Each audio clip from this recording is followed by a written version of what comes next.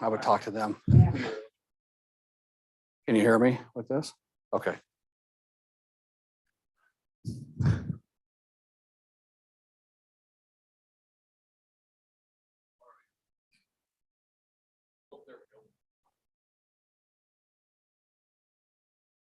Hey guys, it's Ryan's birthday today.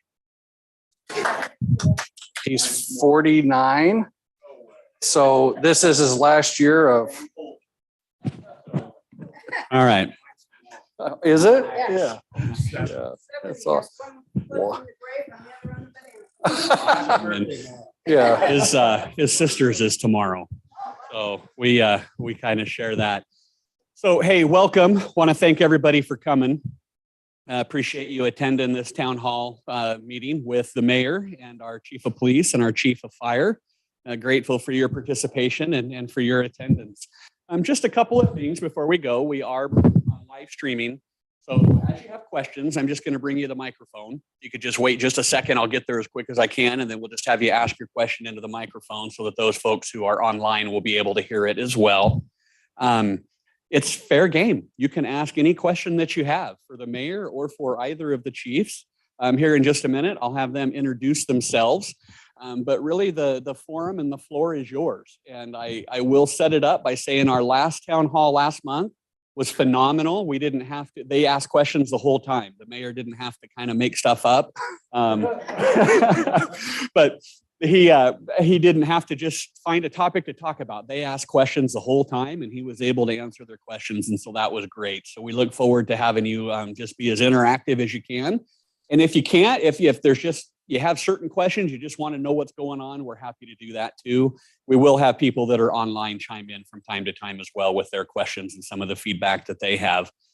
So we have Chief Greg Tominski from our fire department, Chief Zach Hessing from the police department, and then obviously our mayor, Mayor Trevor Chadwick. And so I'll go ahead and ask Chief Tominski to start. He'll introduce himself.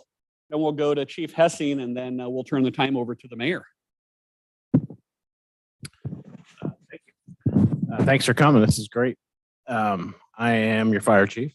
I'm the fire chief of Middleton and Star, both.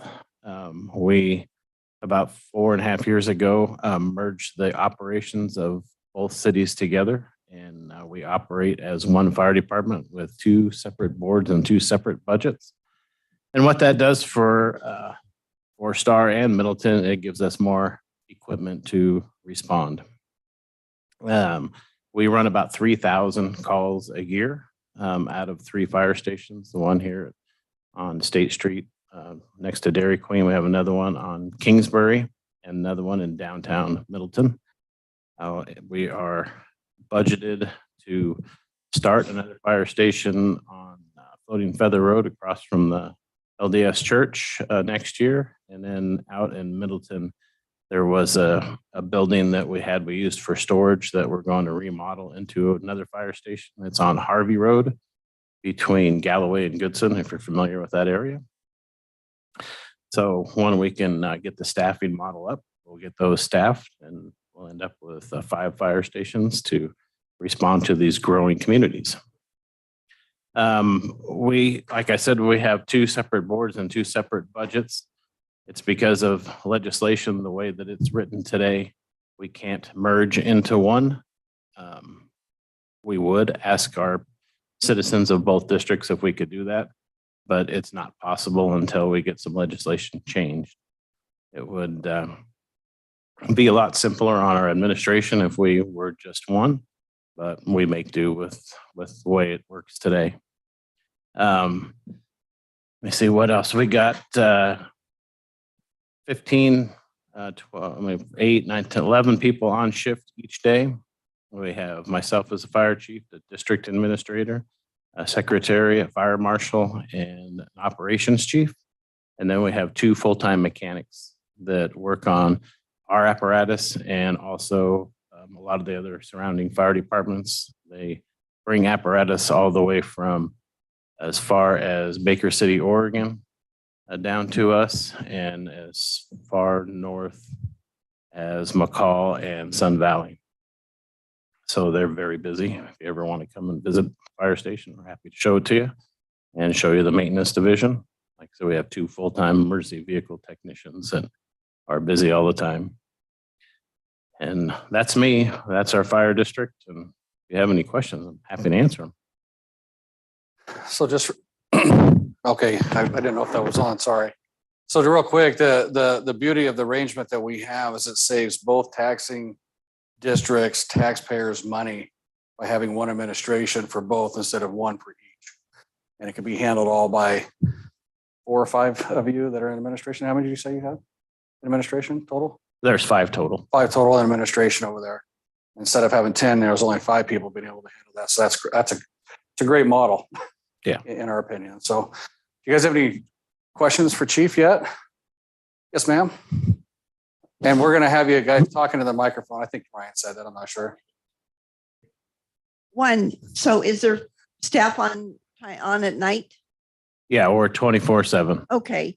And have we ever had a large enough fire that you've had to combine both departments to come bring material, bring trucks and ladders and staff to fight the fire, where you Yeah. actually need both? Yeah, so we have several times. Any structure fire, we need it. Car accidents, we'll at least get 2 of them. But we also have a system called AVL, which is the closest unit. And so depending on what side of Star or what side of Middleton you're on, we have a model that for emergencies like heart attacks, strokes, car accidents, structure fires, the closest units get called first. That's why you'll often see an Eagle engine in the city limits of Star. And then you'll often, for the people that live in Eagle, you'll see a Star engine in Eagle because it's the closest unit. So wherever they are, they could be out training someplace. And if a call comes in and they're the closest unit, they're going to get called for it. Yeah, it's a great arrangement on there and a cooperation between all of the emergency services in our valley. I mean, even when you have fires in the foothills, right? You have people come from all over to help fight that stuff and they work together, on that. Did you talk about the new fire station? Yes. Real quick, Mr. Mayor, we have another question right here. You did talk about the new fire station? Okay. I should know the answer to this, but I don't. Do we have our own paramedics or do we sub that out to is it AMS, the emergency ambulance service? So both counties, Canyon and Ada County, both have ambulance district. So we have all of our staff are EMTs. We do have some paramedics that work for us, but they operate as EMTs because we have an ambulance here in Star off of Moyle. And then we have an ambulance in Canyon County at our station 53 that's in downtown Middleton. They are not our employees either place, but we respond with them to everything. Right here. Okay, I'm just curious, with all the construction going on, road construction, have you run into a lot of times trying to get out or people not moving to the side or any of that kind of issue that slows you down getting to these calls? We have challenges with the road construction that we're doing right now, but we just look forward to having that completed next month and being able to get out and get places faster. It is a challenge right now, but we're looking at the end goal, and the end goal is to have a 5-lane road where we used to have a 2-lane road. So we're excited to have it. I mean, everybody wishes it was done, but. I was kind of talking about Star Road going up to Shinden because I was going up to work at Sunnyside one morning and the fire trucks were trying to get through for an accident and there was nowhere to go because nobody was pulling over onto the dirt side. So I'm just kind of curious what the ratio is around here to try to get to something like that. It is a challenge. I mean,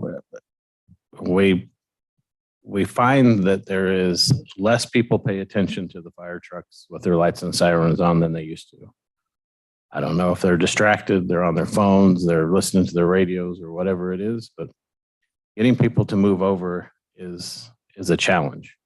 Does it delay us? Yeah, obviously it has to delay us. We can't push them off the road as much as we would like to. We just can't do that. And so we do have to wait until they do notice us and move out of the way.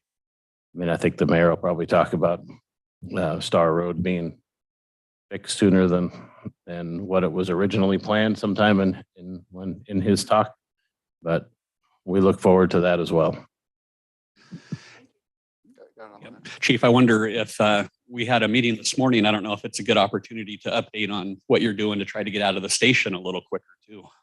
Yeah, we are in this project that that the city is doing with ITD to expand the road in front of the fire station. We're going to put an emergency signal. So that is in process. We hope to have it done within the next few months, but we'll have an emergency signal. I'm sure you've seen them in other communities. We'll have an emergency signal in front of the fire station that will allow us to get out a little faster. But even if we had one today, with that construction going on, it's tough. We only have half of the road today, but it's coming to an end. And with part of that, you know, I don't know if you've seen the new exit out of the fire station straight onto the highway versus them to have making turns is going to help save some time too. And that was part of this project to make certain that we can get these fire trucks out quicker. And it's part of the reason why we chose that segment first, because we couldn't get this emergency signal and stuff done until we made this a 5-lane segment out here, because ITD would not allow it per their IDAPA rules because of the right turn lane that was there. Now that we're getting rid of that right turn lane, we'll have the 2 through lanes on each side and the center turn lane. We're able to do this for our fire department on there. Yeah. Do you have a question there, Mr. Bob? Two-part question, but Chief, so all the construction we have fire hydrants, obviously. We have a sufficient supply of them. They're pressurized, and how often do we maintain and clear them out, I guess, right? The question I'm asking is, so do we have sufficient numbers of them, and do you have what you need, I guess, in the way of water? Yeah, in the city of Star, we have a great water system. I mean, we have most of our hydrants will put out over 2,000 gallons a minute, and they're every 400 feet in the residential area. We don't have a problem with that. We don't have a problem with maintenance. The sewer water district next door are flushing every single one of them this year and getting flows out of every one of them. So we'll have that data. So we know exactly how much we have. We had a conversation last week about maybe in the commercial areas, making them even closer than 400 feet. But we do have ample water in Star. It's great. And to add to that, the sewer and water district every year actually brings some kids in with the staff, and they exercise all the valves where all the fire hydrants are to make certain that they're all on. Because you can't lock them. I'm understanding you're not allowed to lock those covers. So occasionally you see if there's a construction project, someone might shut it off and not turn it back on. So they're double checking to make certain they're all on all over the city that they have. And they have the GIS system that they put together, they have a map and all that shows exactly where everyone is and if they've all been checked and all. I mean, it's pretty dialed in. It's pretty impressive what they do over there with that. Yeah. All right. Well, Chief Hessing's feeling a little left out. So Hey, that was, you know what? That was fantastic. it was awesome. Because he doesn't usually get a lot of questions. So that was really good. It was great. I love it. So Chief Hessing, why don't you introduce yourself for a minute? We'll get you hit with some questions and then we can open it up. Bet. So I'm Zach Hessing, Chief of Police for Star Police Department. You know, as I say, this is excellent. I love the fact of the questions being asked. I want to know your concerns in Star, because if I don't know it, then that's a problem. So I really appreciate coming here, asking questions. So feel free as I kind of go through my little spill here. If you have any questions, feel free to ask. So Star Police Department, we're kind of unique in the fact that we are a contract with the Ada County Sheriff's Office. I know that I've talked about this before, but I know sometimes we have new people listening in. So I want to make sure everybody understands kind of how that works. So the Ada County Sheriff's Office, the city of Star contracts the Ada County Sheriff's Office for their police services. So we do have a Star Police Department out here. So I'm a chief of police of Star, but I'm also a lieutenant at the Ada County Sheriff's Office. And there's some huge benefits to that. Some of that, same as what Chief Tominski talked about, having the 2 districts underneath one. The nice thing is it gives us a lot. We have dedicated police officers out here in Star, but we also have the resources of the largest sheriff's office in Idaho that I can lean out to and borrow and steal. So there's detectives, there all the resources out there. So just to kind of tell you what the manpower in STAR right now is, we have 8 patrol deputies, 2 detectives, 2 patrol sergeants, and then myself. So we have 13 commissioned deputies in STAR. And I have 1 admin assistant who's professional staff who kind of helps me with special projects or keeping the office in line there. And some of the goals that we have, and I kind of want to talk about that a little bit too tonight. The mayor and I and the city council have talked and very open about, hey, what's the future look like for STAR Police Department? So one of the things we had a goal of trying to get more deputies for STAR. And so coming up this next budget year, right now, like I said, we're sitting at 13 commissioned. We'd like to get to where we're closer to that 1 to 1,000. So that's 1 commissioned officer per 1,000 residents. And the reason behind that is we have 3 goals in the city of STAR, one of them being that we're 18 crimes per 1,000 or less, right? So right now, the last that I had, the city of STAR is the lowest crime rate city in this area. And we want to keep it that way. The best way to keep it that way is being proactive out there. So going out there, making traffic stops, talking to the community. I think oftentimes you'll see a STAR police patrol car stopped at STAR Elementary. They're out there probably talking with the kids. The kids love, we give out stickers. They run up, they love that.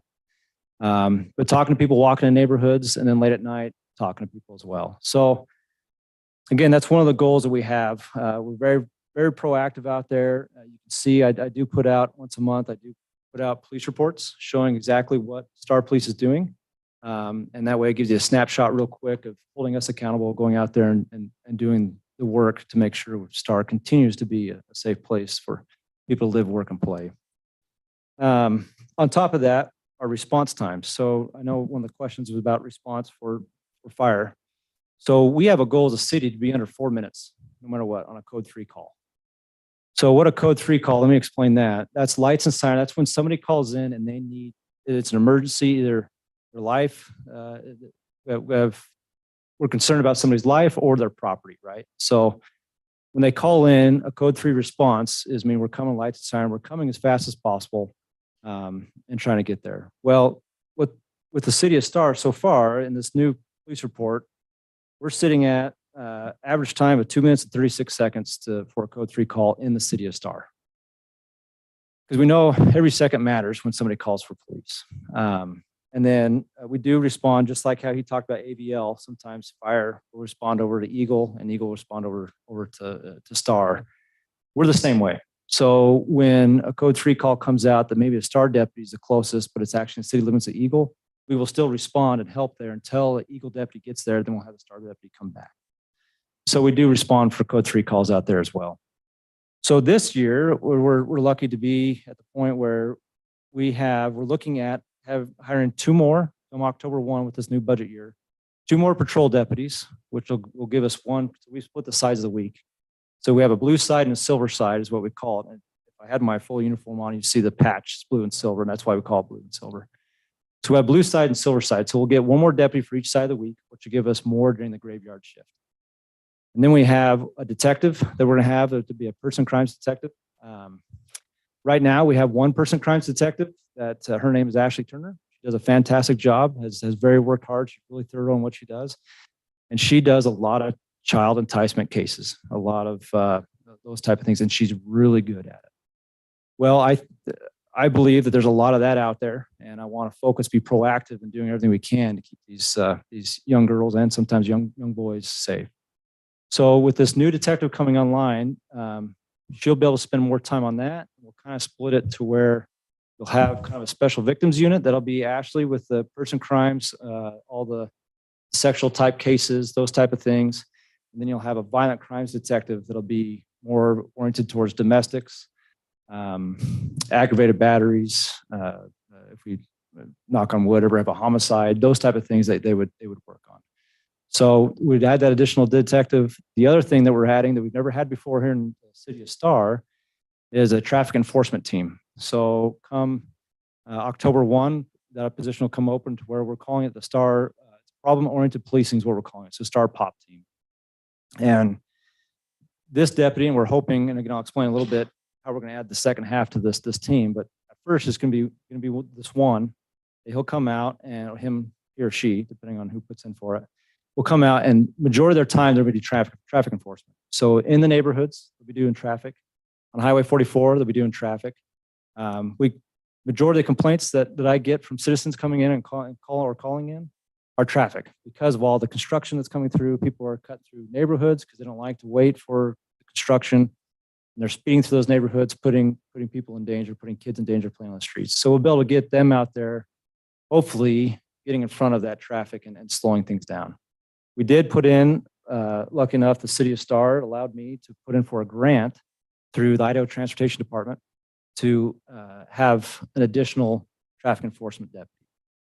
So there'll be two deputies working on the same team that they can help each other, and then go out there and they can make traffic stops throughout the city of Star and try to get that down. And that grant will pay for that one position completely. So there's 5 that we're talking about, and then potentially 2 more as things come down the road of the Willowbrook Golf Course project comes online. That we possibly have 2 more there. So we're looking at possibly 7 in this next fiscal year, which is fantastic for the city of Star because that would put us at 20 commissioned deputies. And right now we're right about 18,000 population wise. Well, by the time those all come on board and where we're at, we might be close to that 20,000. So I'm really excited where we're at. I think the city of Star and the mayor, city council done a fantastic job in putting that in place for us. I do live in the city of Star, and I'm very happy to see that we are adding deputies because my kids are out there playing too. I've got a few at Star Elementary and a few at Star Middle School. So I'm really excited about what's going on. We do have a new school resource officer this year, Alan Takeuchi. He comes with quite the history of law enforcement, has a lot of knowledge, a lot of wisdom, and he's always looked forward. He's held several positions throughout his career. He's always wanted to be a school resource officer. And so the neat thing about him is he's hitting the ground running. He loves being with the kids. He's learning about them. He's learning about what Star Middle School has. He comes over and helps Star Elementary quite a bit. Star Elementary does not have a school resource officer, which I would like to see a school resource officer in every school because I want somebody armed, ready to be there to protect those kids if something happens. But we're also taking some initiative here with that detective spot. I've talked to the principal over at Star Elementary. They do have an office available for us that they're going to dedicate to law enforcement. And we'll probably end up having that detective work out of that school full time. Now, he won't be an SRO because he's got other duties. He can't spend the time what SROs do, but he's there doing his follow up on his cases and doing things. But he's ready just in case something happens at that school that he's already in the school and he can respond very quickly if somebody comes in to harm those kids. So we are taking a very proactive approach. So I'm grateful again for the city of Star, all the things that they've done to build the Star Police Department up, and we're sitting in a good spot. But any questions I can help answer? Hey, don't run. You're 49 now. You're 24 hours too, right? Yeah. Yes, Okay. And then how often do you patrol like neighborhoods? Oh, a lot. a lot. Are you like on a schedule or drop in? and We can't tell you our schedule, then the criminals know. We're not on a schedule, but I will tell you. So they do kind of keep track of where they've been out throughout the night, and we try to hit each neighborhood every night. We try to get it around about. Now they do get stuck on some calls. Sometimes a domestic can take 2-3 hours. Right now we only have, so how our shifts work, we have 4 shifts. We have a day shift, a late day, a swing, and a grave. There's only 1 deputy per shift. Now there's overlap in those. So sometimes we have 2 on, and sometimes even for a small bit, we have 3 on. But the nice thing is when we get this additional deputy coming, to add to the graveyard spot, we'll actually end up having 3 during the busiest times of the hours, which will allow for a lot more patrolling through the neighborhoods. But we get out, if you look at, just for instance, as an example, Star Elementary by far is the most security checked school in all of West Ada. So, and what a security check is just a Star deputy stopping by, checking out, and then walking around, talking to kids, talking to staff, and just looking at things. So it's not a bad thing, right? We're just stopping, getting to know them. But we're very proactive in getting out and seeing every neighborhood, checking on the schools and doing that. And it's, I went and rode with our police on Friday night. And so did Chief, actually. He came out that night and rode with their sergeant. But we hit so many neighborhoods. It was incredible, right? But we even the school at night, it was like midnight, I think, that we stopped at the school and we go in the back. And of course, there's kids out there wrestling. They weren't doing anything bad. They were just out there farting around and wrestling, right? But it's education of these kids. Like, you can't be out here right now, right? I mean, it's not a good thing. And the relationship, even at night with those kids, the kids were very respectful of our officer. Officers were very respectful of them. And they left. They understood. It's like, thank you, I understand. We won't come back, kind of a thing. So that's the kind of policing that we want, right? So you can bring these kids in and feel comfortable and positive with our officers. But they are out. I mean, it was pretty interesting on that ride, all over the place. And again, we don't even account for the sheriff or the sergeants, because the sergeants rotate their schedules around to be different here at different times with the different officers. So they're out there patrolling as well. So you have that additional officer out there on the streets. And then we get help from the North County cars that come into town as well. So I mean, I think on Friday night we had 4 or 5 people patrolling for several hours on Friday night, which was great. It just helps us out all around the board on there. Yeah. And that thing with the school, I mean, to me, that's very important, right? I mean, this was a great idea by Chief to get a location in that school to put our detective in. So we can maintain a presence all the time in that school, because you never know, right? I mean, we're a pretty safe city, but this world is a crazy world, and we have some weird stuff that happens all the time. We just want to be prepared for it. So, Just wanted to make a comment. I got stopped the other day, probably 3 weeks ago, by one of your young officers, kind of 2 or 3 o'clock in the afternoon. And he pulled me over just past the vacant lot. So it's just past the police department. He said, "Do you know why I stopped you?" I said, "No." He goes, "It's a 25-mile-an-hour zone for 3 or 4 blocks." I went, "Oh, there was more words to that, but didn't know." And he was very nice. He was very polite. And they took my name and wrote it on his hand. They said, "Oh, come on, we got to pay you, give you paper." So it was a really nice stop. He was very good. He was very professional. Young fellow. Don't remember his name now. It's been enough time. But I like the approach of not just ticketing when somebody may just, I didn't really realize. I knew it was 35. I didn't know about 25 for that 2 or 3 block area. It's kind of like what I noticed on the freeway. A lot of times officers on the freeway will see somebody just starting to I was in my sports car the other day and I was going a little too fast. All they did was hit the lights on the car and went and looked down and went, "Oh crap." So it's a good approach, and it lets people know without having to get real in their face about something they're doing wrong. So Right. I appreciate all of the good work. Good, thank you for letting me know that too. One thing that we're big on that studies have shown actually is that education more than citations, right? So every once in a while, somebody deserves a citation and they'll get it. But a lot of times it's just educating the public of, hey, this is 25, or hey, this is why it's important you keep it. And STAR deputies do a fantastic job. Our STAR sergeants out here, both Travis DeBee and Jonathan Steele, they're great people who are good communication, and they teach that to their teams. And so I'm thank you for saying that. And I just want to real quick go back to a couple things on here. With this POP team that we have, it's very important for us to do these traffic stops and whatnot along these highway corridors, because for several reasons. Number one, I want to make sure the drugs stay off of our streets, right? It's a corridor. It's a corridor from east to west, from the Canyon County downtown Boise.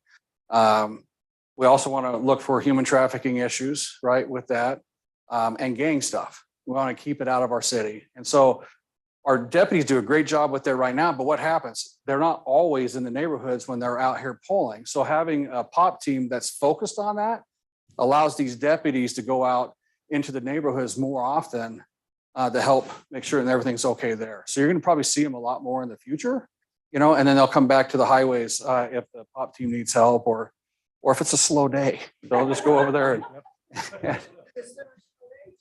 Sometimes there is. It's interesting. There are some slow times out there, and when I was riding with one of our deputies on Friday night, we were sitting out off of Star Road at like 12:30, and some person 55 miles an hour flying through town. it's just amazing the questions they know what to ask to try to figure out who this person is, what are they doing in our town? California driver's license, a Washington license plate that says they bought a house in Star. Well, that's not ever happened before, right? But asking these questions and making sure that they're an actual person that needs to be in our community at that time and educating them a little bit about their speeds and whatnot, right? So it's a good thing. So Chief, I think Trevor answered my question for me. The concern about, we've got, and kudos and applause for you guys and the mayor and the city council to get the funds and the staffing that we need to be proactive. That's fantastic. But again, we're kind of at the crossroads and we have a lot of traffic coming through and all that. So I think Trevor kind of answered that as, obviously how we want to be proactive about keeping drugs out, keeping crime out, and not allowing that to creep in. So, my second part of that is, do you guys have a way to communicate, for example, with churches about intelligence, about maybe some characters or some concerns or some groups that may be causing trouble that we need to be aware of, maybe as church members or other organizations? Sure. So yeah, so we do. Matter of fact, several of the churches in the area, I know who the pastors are, and I end up meeting with them, talk with them, and I do get phone calls. Hey, this is a little weird, or hey, can you look at this for me? So I think communication really well. We could probably always improve it. Absolutely. The one thing that I need to add to that. So I've been around to a lot of the HOA meetings, and I love going to those HOA meetings because the same thing as this town hall is I find out what their concerns are and how we can help those concerns, because we're here to serve you and figure out what's the community concerned about.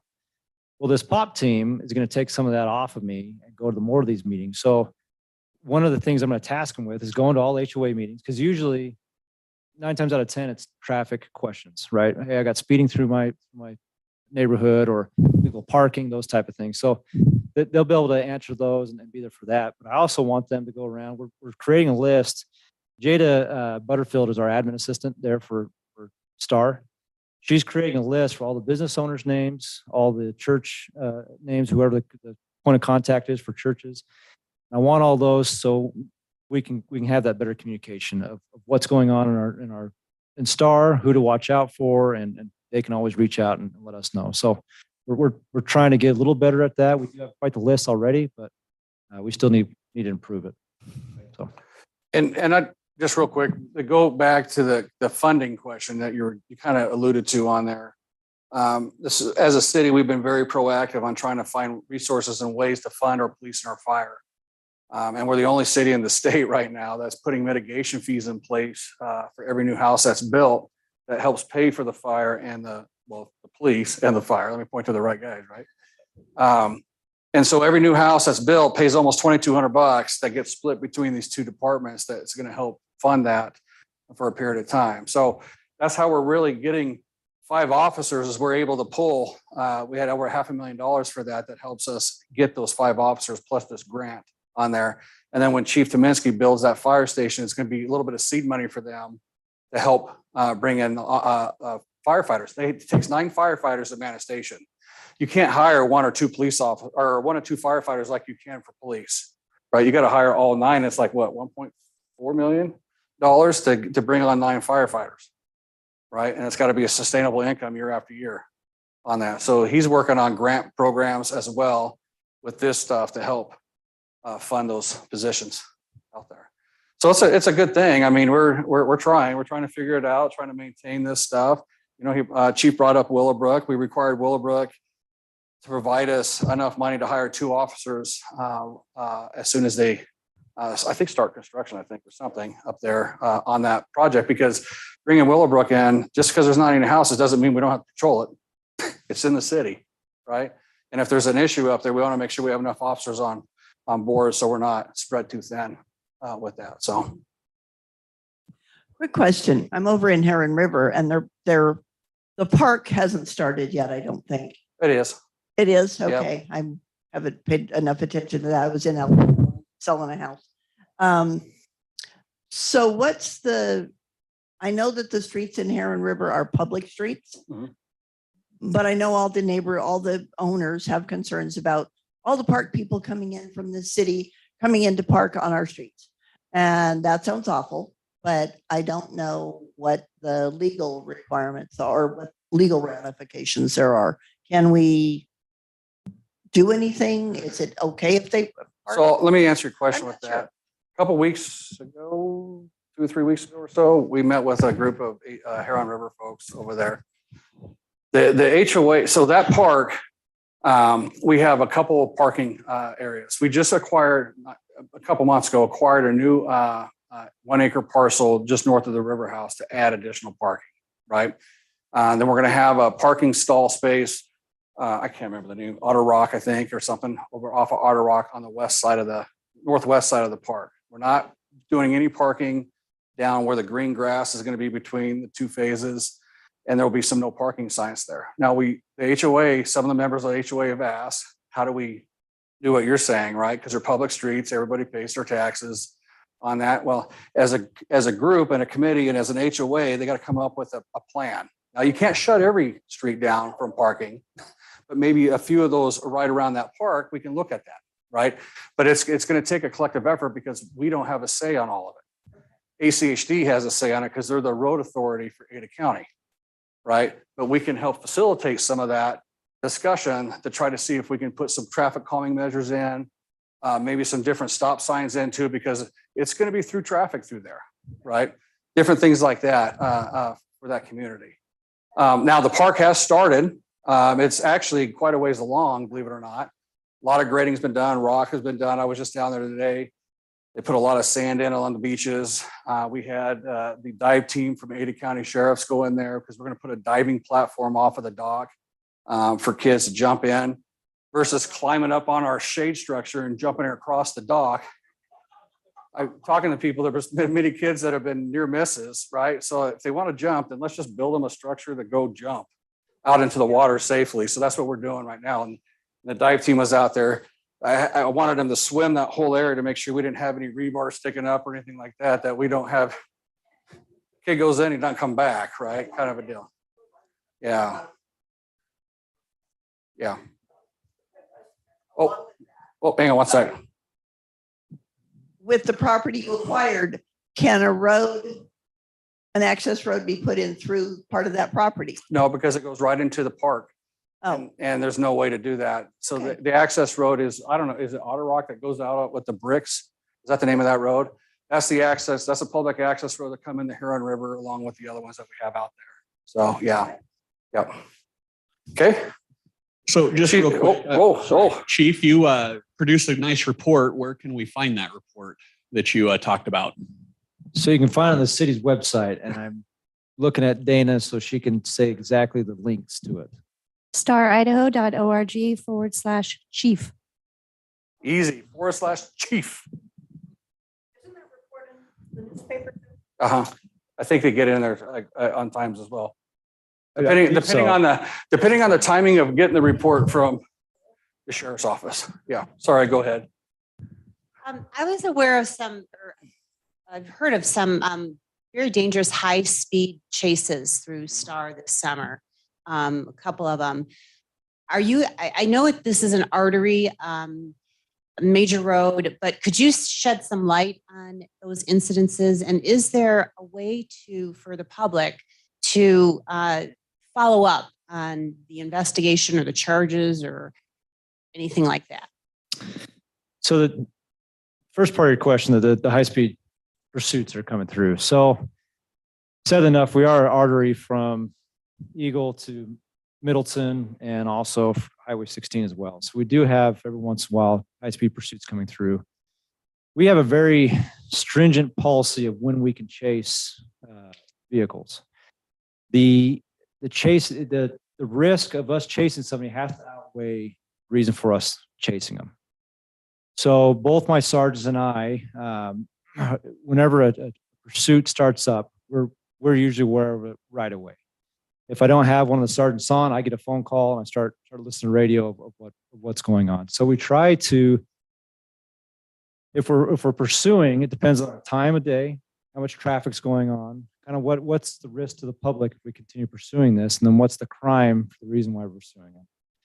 So usually, if it's just because they're speeding, and so we try to stop them. As long as we have a plate and we have a description of who the person is, usually we have that right off the bat. there's really no need to pursue because we'll do a follow-up later on and find who this person is. I think we're at the percentage, I think we're over 90% of finding out who the driver was when we cancel a pursuit, right?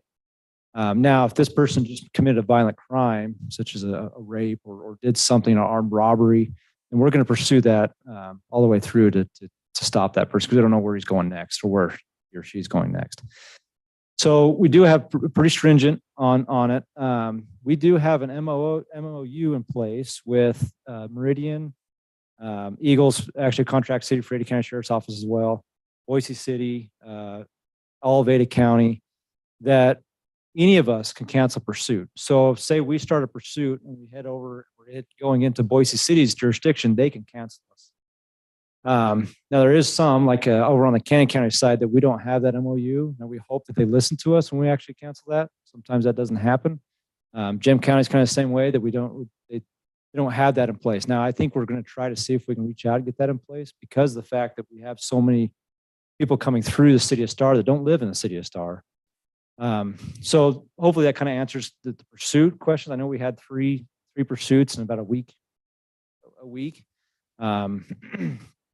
So we And they tried. were all out generated from outside of the city of Star Yes. and came through the city.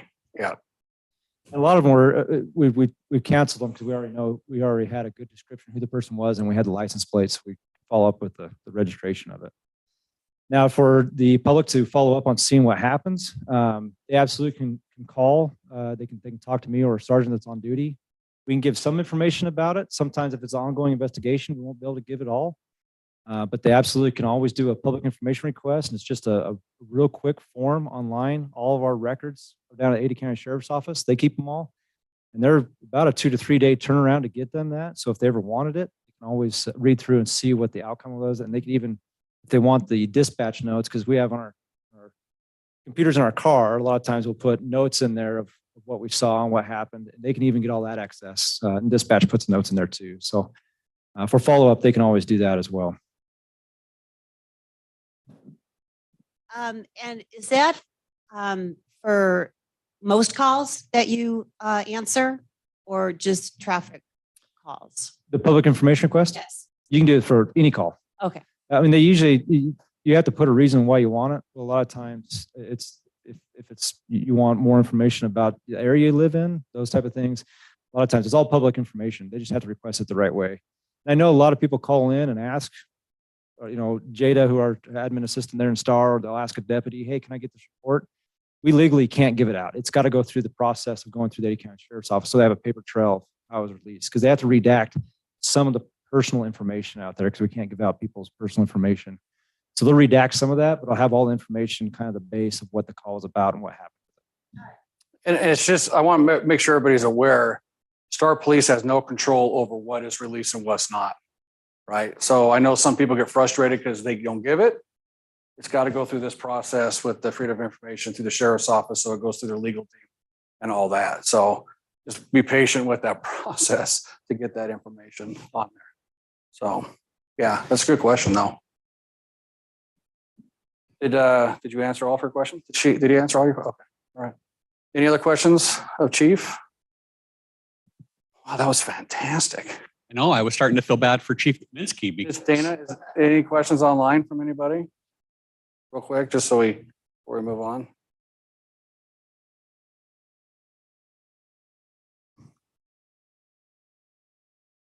just the one, Mr. Mayor, and you'll probably get to it eventually anyway. Just an update on 44. The construction is what they're asking. So are you good for now? Awesome. So on Highway 44 construction, so that was this whole construction, for those who are not aware, was a program that was put in place through what we call a proportionate share agreement that myself and Caleb Lakey with ITD put together in April of 2020.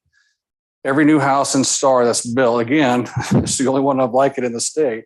Every house in Star that's built pays an average of $1,000 to this fund to help with state highway improvements that within our city impact area that are unfunded through the state currently. And so we collected enough funds that we chose to do that segment of highway because it was unfunded from Star Road going west. This section from Star Road to Highway 16 is a funded project. It just keeps getting delayed because of an environmental study that they have to go through for it. So this project is supposed to be, it was supposed to be done in June. We ran into all sorts of, when you start digging in the ground, you never know what you're going to find, right? And they ran into some challenges and it caused them to get a little bit behind. But they're supposed to be done mid-September, I think, is the timing. We're still shooting September 8th. Okay, September 8th. I'll just say mid-September. We just had rain events, right? Who knows what that causes? But mid-September, that's supposed to be done at the same time as that being done, because ITD was going to come in and restripe this section anyway when they widen out this section. We got ITD to pay for and it's restripe the section from Star Road to here in front of City Hall, the 5 lanes, so we can spread out traffic sooner going westbound. And hopefully we don't get as much of a backup as we see, right? So that's a code 3. Is that police or fire? That's code 3. Yeah. So September 15th, hopefully that's all done out there, which would be really nice to see. You know, I know it's painful, and I've said it even from the beginning. It's gonna be a painful process for everybody, but when it's done, it's gonna be nice to have it done. Where was I? Had another thought that I just lost. Dang it. You were asking about similar kind of the Chinden Boulevard area on that. I think we still have until the springtime for that entire project to be completed up there, up to the Phyllis Canal.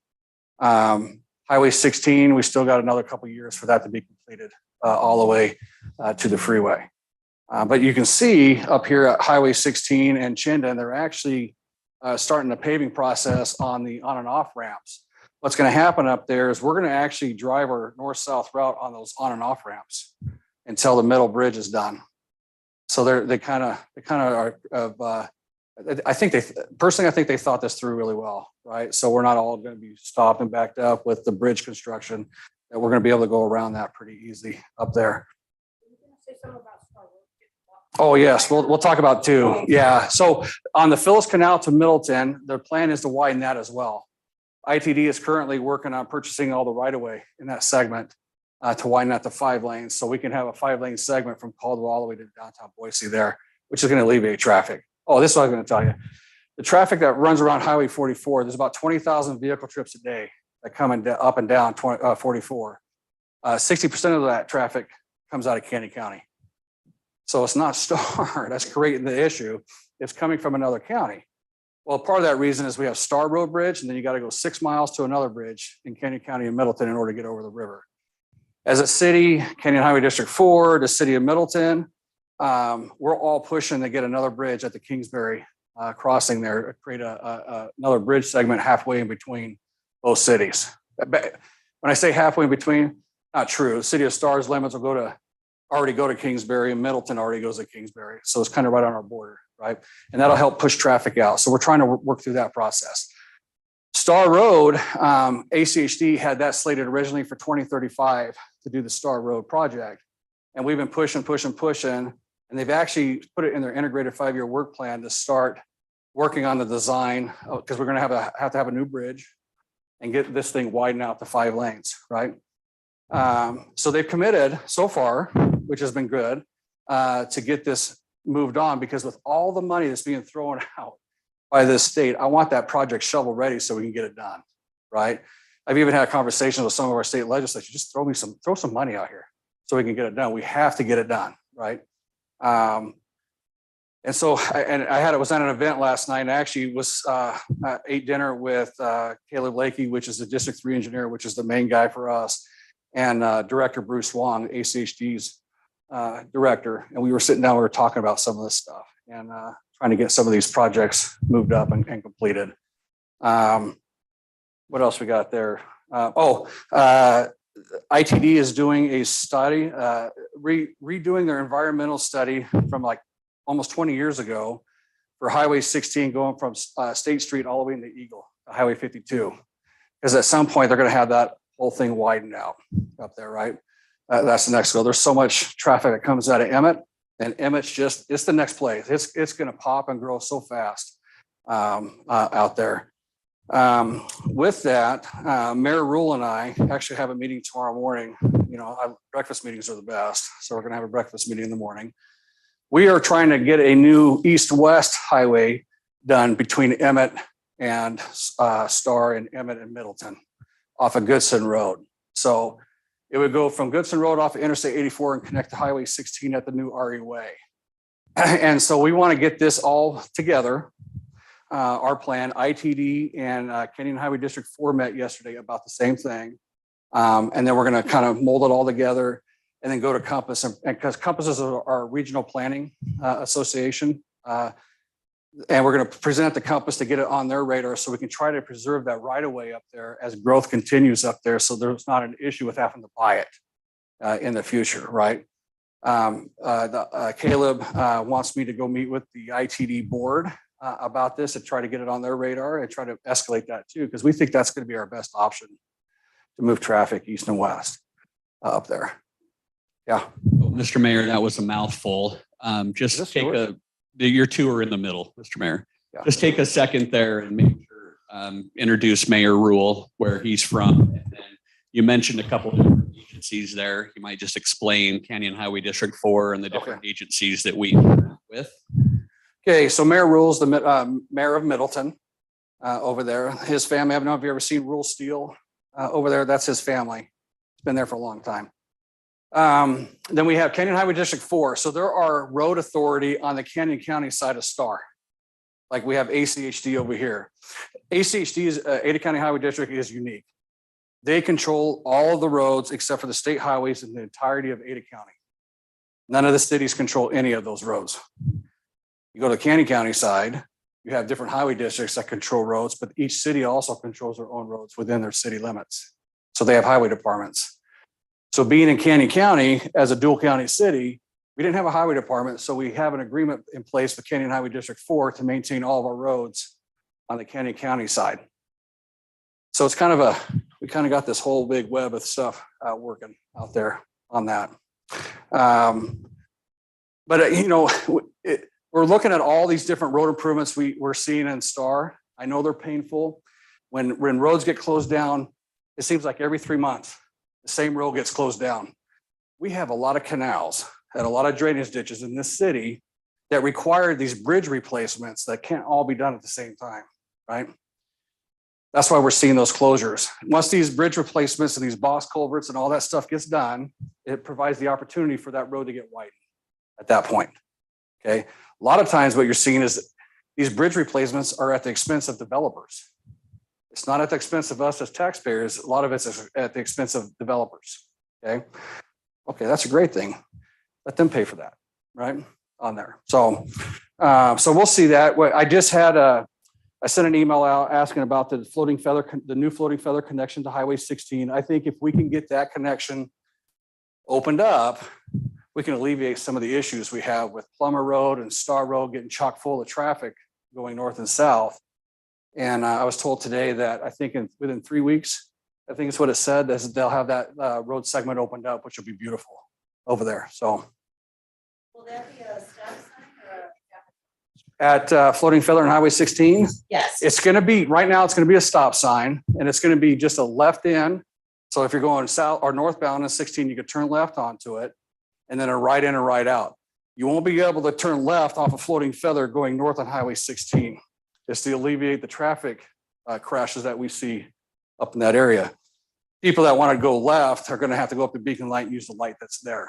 Now, our plan in the future is Caleb and I from ITD have been working on a modified overpass that doesn't take a lot of right of way for that, where we'd have Highway 16 going over Floating Feather with the on and off ramps in between where the current road is. So it doesn't eat up a lot of right of way on the sides where the houses and stuff are.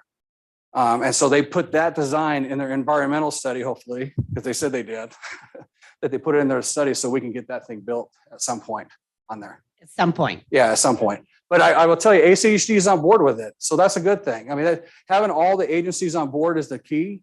And then we can look for the funding sources for that as well. But I want Star Road Bridge done before they even think about doing that, because that's our only north-south route in our city for now. So. Quick question. I come out at Seneca Springs onto 44 from my house in the Meadows. In the middle of the night, like between 10 and midnight, when I come home from somewhere, that corner where I have to turn from 44 left onto Seneca Springs, it's dark as the ace of spades. Mhm. Les Schwab, I think, put a light up that helps a lot, but it only really lights up the right-hand Right side around the building, of Seneca yeah. Springs. We can, if you, Ryan can take a note of that and we can look at getting a light at that corner on that. Yeah. It's a danger. We have the same issue at Canada right now and 44. That's dark as can be over there. And so we're looking at that option. How do we get a light in there? Now that Canada and 44 intersection is going to have a stoplight. Okay. And actually Canada Road is going to continue south and roll around through that property and connect to a backage road that we have built into our plan over here. So and Seneca Springs, at some point, it'll have a traffic light as well. We got approval for that as well.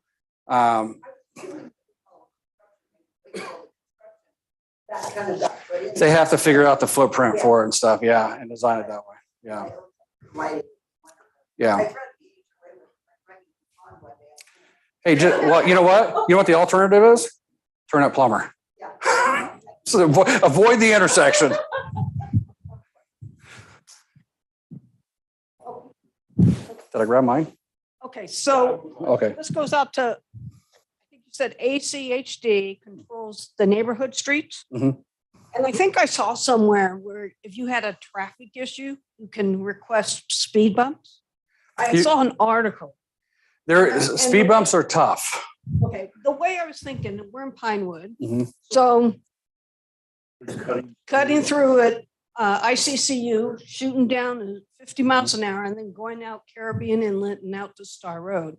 So I was thinking of trying to slow it down, at least the main thoroughfare, to get out to Star Road a little bit, especially a blind corner where you have to turn Yep. in Celestial Village. But I was just wondering, Some of the challenges was so we have to use a specific speed bump if it gets approved with ACHD. Because Star Fire can't go over a normal speed bump because it'll destroy those trucks. It breaks their springs. You have to get a speed bump that has the gap, the width of these fire trucks so they can go through, number one, right? And they do have them, but we got to get ACHD to allow us to put them in, right? Sometimes people like to use those as jumps, right? Because they're not the really steep ones anymore. They're the more gradual ones, right? And so we got to look at there's all sorts of different traffic calming measures that can be done. And if you have an issue with that, I know Chief has a contact with ACHD that works on that kind of stuff, right? Yeah. So one other question. On your website, I think you said you can look where new places like Mhm. eat places we're going. How do you find that on the website? Where'd you go? It's under staridaho.org/biz. New biz. NEWBIZ. Okay, new biz. Canyon County gonna put 4 lanes on 44? So Canyon County, Because you're gonna have 4 lanes going, and when you get to Canada, you're gonna go back to 2 lanes. You're gonna have backup. well, we won't have backup because the right lane turns into just a right turn lane on the Canada, so that left lane's a flow, right? That's 1 lane. You got 2 lanes going into. Sure. Like you have up. Hey, there. if it's over there instead of right here, I'm okay with that for now. It's gonna back up. No, I know, but actually with no stops there, because there's no lights in between here and Middleton, it should flow pretty good. However, with this new, the ITD is redoing their environmental study to get it widened from Canada all the way to interstate to 5 lanes over there. Yeah, so it's coming, but not right away, right? You know, we could use the next set of proportionate share monies to continue that segment and just keep going to Kingsbury where we're at and get all 3 miles in here done, utilizing that. So, yeah. Hey, you know what? If it's out there and then it backs up from Middleton this way, I'm good with that. Right? So, no, good question. What else? What else, Ryan? If you guys don't know about Splash Pad is open. We do have a parking lot going in front of the splash pad. I cannot begin to tell you how many kids I've seen at that thing. It's right now it's open from 10 to 8. We're going to keep it open through the month of September. Next year, it'll be from Memorial Day to Labor Day. Just because we got it open so late. The parking lot's being done. That's supposed to be done also in September, some timeframe for that. It's going to add 90 parking spaces over there. We're going to be putting in 6 pickleball courts over there starting this fall, which that has become a fat guy sport because I can do that, right? But it's going to be fun to see all the people playing pickleball because it seems like it's a popular deal in today's world, right?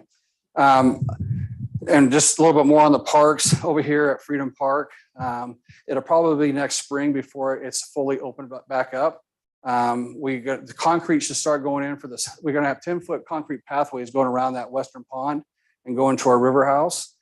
And then on between the two sections of Heron River, there's a 12-foot path that'll go back partway to that eastern pond. Those will have bollards on them that have emergency access only, that so vehicles can't drive back there. That's always been a concern, but it's been happening right back there. We have a Frisbee golf going in on the backside of that as well. I know there's been some heartache a little bit about some of those old snags and stuff coming out over there. I didn't want them to come out, but safety wise proved otherwise, right? Those things are falling. With these windstorms, the last thing we need is a kid out there exploring and getting himself flattened out there on that. So we took out the ones that had to come out, and they're actually going to be reutilized on the ground as ground cover in some of those areas for some of the birds and stuff as well, okay? We'll have fescue grasses out there, pollinator gardens. Dana, I think, is working on a sensory garden for an area of that back there, which is going to be really cool. What else we got park-wise? There's 1,800 acres of BLM land north of the city. With the Willowbrook annexation, we're starting to look at how do we annex in that BLM land as a city to utilize that for recreation out there with trails, pathways, all that kind of stuff, and try to get it back to the Idaho native state versus the sheet grass that's growing up there and the fire hazards that it is today. Because there is a native grass that's more fire tolerant and drought tolerant if we can get it to start growing back in there and get more of the sagebrush and the buckbrush and the bitterbrush and stuff back in there for the wildlife. And that will help. Right. You just can't cut it out. Well, you can burn it. It does. But chief, it'll help chief out up there too, because it helps with that fire, what do you call that? Urban fire interface, right? Up there. So, Mr. Mayor, you can talk about with the improvements at the Riverwalk and the items that are going over there to try to get across to the BLM land and the. Yep. That, believe it or not, there is about 30 acres of BLM land along the river over here, which is kind of a random thing, right? We did have a grant that provided a study for us to give us initial costs and kind of where we can put a river crossing or pedestrian crossing to that BLM land from our Riverwalk. And so we're looking at a bridge there. And then with the development on the south side of the river, we have easements in place to build a pathway all the way to Highway 16, and then it'll jump back across. And then here, hopefully in the next year or two, you will see the connection to the Greenbelt along Highway 44 for that. So you'll have a cool little connection there. We do have The boat ramp. Yeah, we're looking at, we're doing what's called an H&H. Is that what it's called? An H&H study to put a little launching spot over there by the Highway 16 bridge into the Boise River. So if people wanted to float from there down this way, they can. And then they're excited about this. They're going to have to help clean up some of that river to make it safe over there for us as well, so people can get in and out over there. So it'll be fun. I mean, we'll have our own little haven of outdoor opportunities here in the city of Star before too long, which is really cool. I mean, you don't have to go very far if you don't want. Okay. And then when you're talking about the new businesses, we have a lot of new businesses that are just waiting for some sort of access permit from ITD or ACHD in order before they can start building. So you're going to probably see more businesses start building before too long. I know a lot of questions have been asked about what's the new building being built in front of Ridley's. That is actually the state liquor store. I need people to understand the city doesn't control that. They don't control the contract that they have with the Merck. That has nothing to do with the city. That's 100% the state. So the state decides if they're going to continue their contract or if they're going to just have it all come out of the new state liquor store. Okay. I know some people, when I went into the Merck one day, they were going off about it and they're like, oh, the mayor's here. Let's ask him. on that, you know. Yeah, there's gonna be a Starbucks that's gonna be over there. You know, people like their coffee just like they like their pizza, man. I'm telling you. Pizza and coffee makes everybody happy. So Jersey Mike's is going into the building being built straight across from Bimart right now. Yeah. Yep. Okay. Any questions? No? Anything from the library standpoint? I will tell you, we're trying to, over here at the library, you guys see Dr. Dial with Star Dental is moving into this building over here. He's building a nice building over here. So over here at the library in his space, we're actually working as a group and a committee. We got a committee together to expand the library over into that segment over there. And they got approval from the board. That's a separate taxing district again, right, than the city, but they got approval from their board to do this expansion. So it's going to be kind of nice to have a little bigger library over there. So. And regarding the library, Eagle, the city of Eagle has, their library has a library of things where you can rent all sorts of stuff. Does Star have any plans to open a library of things with stuff? So We do? we'll give Mary the You have her answer? Yeah. I know you, that's your favorite. We do have a current list of items that you can check out, not as extensive as Eagle. Some of their cleaning issues and that we don't have staff to do, but we have outdoor games you can check out, technology equipment, health and fitness equipment. Trying to think what else. So we do have things. I struggle finding the library of things on the library's website. But are the things at the Star Library, are they visible inside the building when you go in? Okay. Yes, they are visible. I'll just answer that for you. And I'll add to that, Mr. Mayor, that the Star Sports and Rec Department also partners with the library on quite a bit. And so I think we just recently had a Master Gardener class. Either if we didn't have it, it's coming up. We do that quite a bit, and the library puts together quite a few STEM programs as well. And right now we are currently working on a grant, and we're going to kind of get with the library. We want a STEM trailer, and STEM is science, technology, engineering, and math. And so we'll be able to work with them and have more of those opportunities for our youth as well. So we're trying to do everything we can to partner with the library to help those opportunities. And we do, yes, ma'am. And I also just said, I just want to thank the library for their partnership on movie night. We use their license, which can be quite pricey, and they make it possible for us to have movie night. Have movie nights in the park. Yep. So that's pretty good. And they did Top Gun Maverick too, right? Did Summer Days, is that what you did? Yeah, I love that movie. All right. What else you have? Any questions or more about the city? What's happening? I will tell you from 2020 to 2023 was a very challenging time in our communities.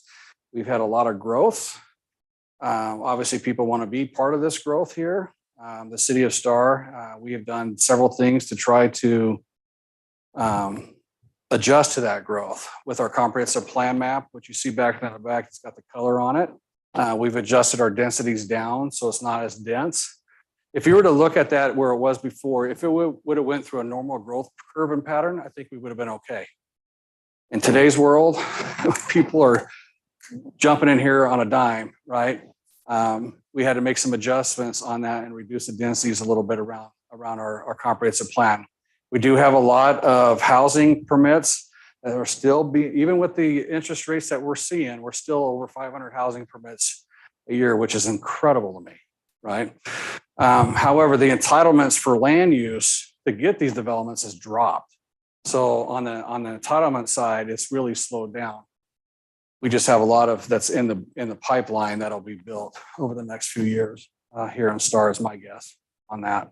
Do have a lot of commercial. It's pretty exciting that on the commercial side of this, we've actually, we've always trying to get, let me back up a little bit. Property tax burden has been heavily on the residential side in the city of Star, almost 93, 94%.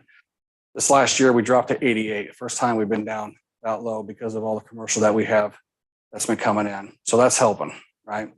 And that's a beautiful thing. I'd be interested to see how that translate when we get our tax bills in December on there. And that'll be the proof of the pudding right there, I guess, right? When that happens. Mr. Mayor, you hit on it from online. You just completed your budget to the council and they Yep. just accepted that. So do you want to just?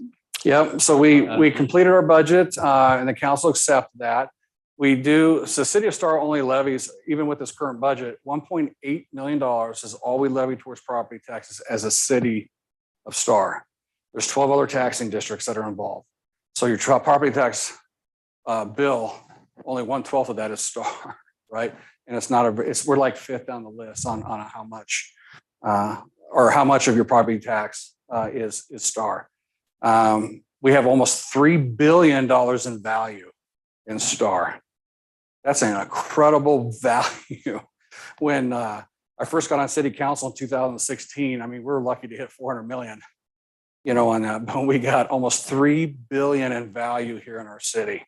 So there's a lot of money tied up here, right? When you look at if you look at property tax per person in Star, we're the lowest in Ada County. It's about $98 per person. You could be in Boise where it's like $600 per person in property tax. It's a lot, right? So we levy very little. Our overall budget is about $13 million, and only 1.8 million of that comes from property taxes. The rest of it comes from growth, from building. A lot of it's pass-through money as well, where we pass through the impact fees to the Star Fire. We pass through the impact fees back to the Ada County Highway District. We utilize the impact fees for the Star Parks to help do our parks, right? We have the proportionate share monies that can only be used on state highways, things like that. We do have a healthy reserve. We have about $20 million in the bank as a city. We're very positive. We do zero bonding or any of that kind of stuff here. We prefer to pay for things in cash, right? So we're going to be looking at different, we do want to put a recreation center in. So we're going to look at different options for that on how we're going to fund that and finance that, whether it's through cash or through a big donation. I'd like to get a big corporate donor if I could to pay for that, right? That'd be kind of nice on there. This year, 2023, there is an election coming up this year in November. These two council seats are up and my seat are up here this November. So, yeah, I won't campaign here with you. This is not the right place to do that. So,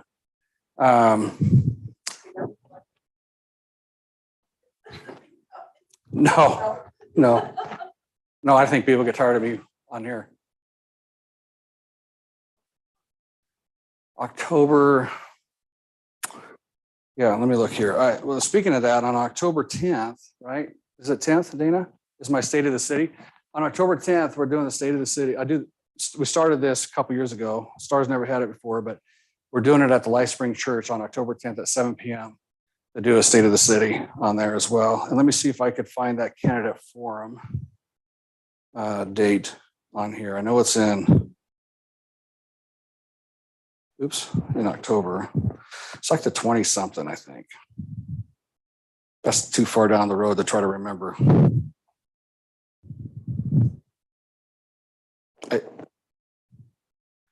I think it's October 24th.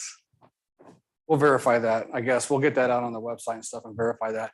And that candidate forum's over there at Life Spring Church where all the candidates come in there, and there's questions that you typically what they do is you can write down your questions and they'll give them to the moderator who will ask these questions of the candidates and stuff up there. So, okay.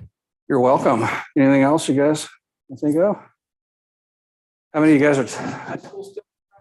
No. So the high school is not on track. So that's your question, right? So we do have land up here by the Star Middle School for a Star High School, Star Elementary School, and a professional technical center at some point. The last bond election that was out, that would have helped do that. And so since that bond failed, they're going to have to go to the drawing board because we were going to get the next elementary school was going to come to Star up in that location.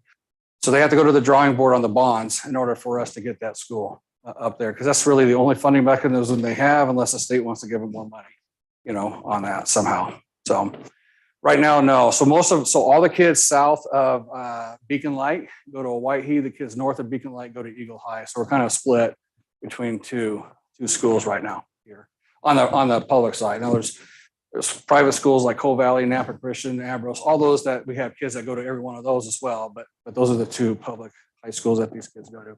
Now on the Middletons, on the Kenny County side, the kids go to Middleton High School over there. Just so you're aware. So that's quite the distance from there as well. Okay. Anything else? Okay, October 24th at 6:30 at Life Spring Church is the candidate forum on there. All right. Well, if there's no other questions, that you guys have anything closing or anything you want to say? No? Okay. Very good.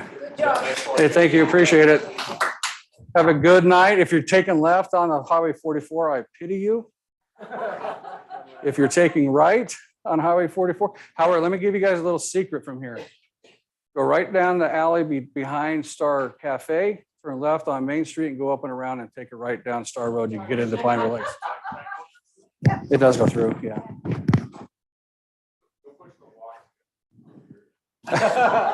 Yeah, a few times, right?